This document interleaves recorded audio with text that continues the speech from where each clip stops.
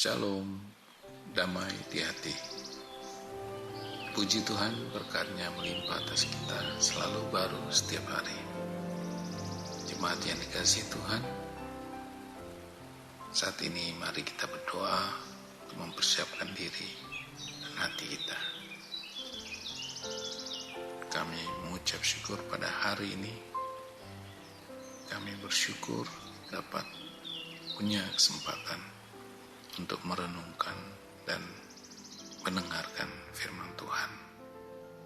Layakan kami, tolong kami untuk dapat memfokuskan diri pada perenungan firman-Mu saat ini. Amin.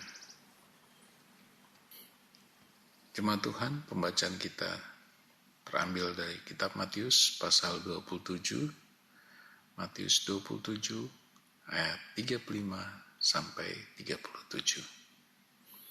Berbunyi demikian. Sesudah menyalibkan Dia, mereka membagi-bagi pakaiannya dengan membuang undi. Lalu mereka duduk di situ menjaga Dia, dan di atas kepalanya terpasang tulisan yang menyebut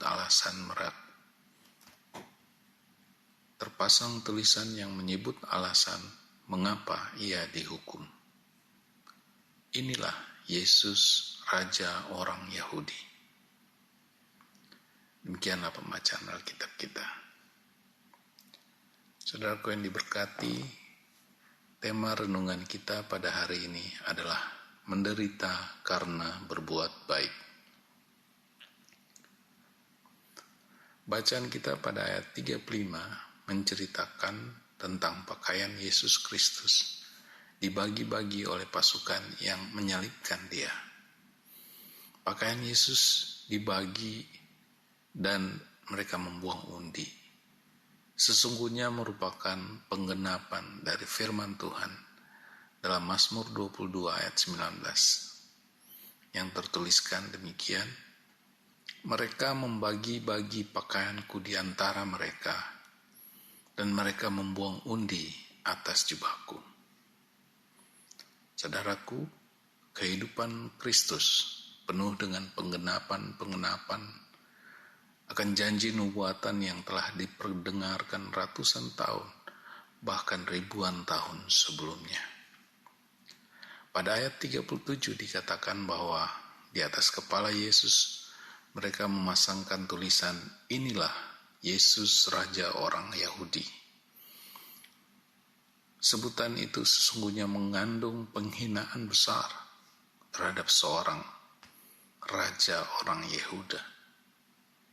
Tapi ini pun merupakan penggenapan nubuatan.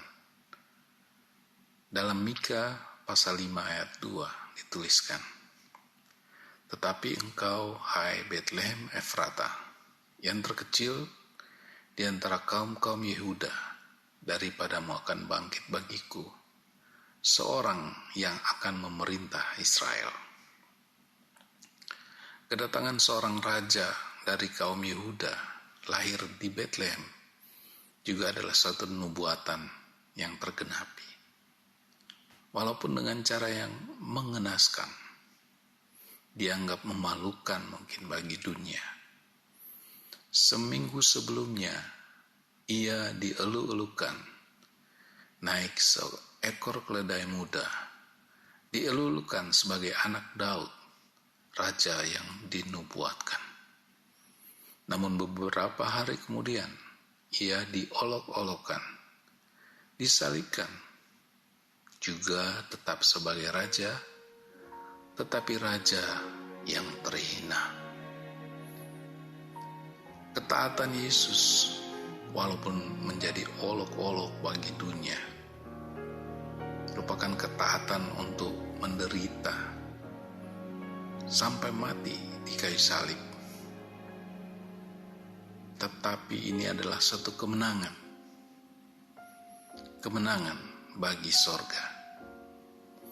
Kesaksian Rasul Yohanes dicatat dalam Wahyu pasal 5 ayat 5. Tertulis demikian, lalu berkatalah seorang dari tua-tua itu kepadaku, jangan engkau menangis, sesungguhnya singa dari suku Yehuda, yaitu tunas Daud, telah menang. Saudaraku, tunas Daud telah menang di atas kayu salib. Dengan taat dalam penderitaan, tunas Daud, Yesus Kristus telah menang. Dan kemenangan Kristus menjadi kemenangan juga bagi semua orang yang percaya kepadanya. Saudaraku yang diberkati, Yesus Kristus rela mati, rela menderita untuk kita, untuk suatu perbuatan kasih, suatu perbuatan baik, sebagai tanda kasih-Nya untuk umat manusia yang telah jatuh dalam dosa. Dan Dia mengajak kita untuk mengikuti Dia, menjadi pelayan dalam kasih. Adalah satu bentuk pengorbanan. Karena itu banyak orang berdoa untuk punya hati sebagai hamba yang mau melayani. Tetapi lebih dalam lagi, seperti Kristus, bisa saja kita dituntun untuk menjadi korban persembahan yang menderita dalam perbuatan baik. Perlu kita renungkan apakah kita mau menjadi anak domba yang rela menderita untuk misi Kristus di tengah-tengah dunia ini. Saudaraku, hal ini bisa kedengarannya seperti hal yang menakutkan. Namun hal inilah yang telah dicontohkan para rasul, murid-murid Yesus. Mereka bukan hanya mau melayani, menderita, tetapi mau menjadi anak domba, menaruh nyawa untuk misi Kristus. Merekalah para martir. Saudaraku, banyak hal yang baik hanya bisa dicapai dengan membayar harga yang sesuai. Mengikuti Kristus bisa berarti berlawanan atau bertentangan dengan kepentingan pribadi kita. Mengikuti kehendak hati Kristus bisa berarti menyangkal keinginan diri sendiri, kerakusan diri. Merupakan suatu bentuk penderitaan tersendiri. Tetapi saudaraku, makin kita mengikuti kehendak Kristus, kita sedang menolong diri sendiri juga.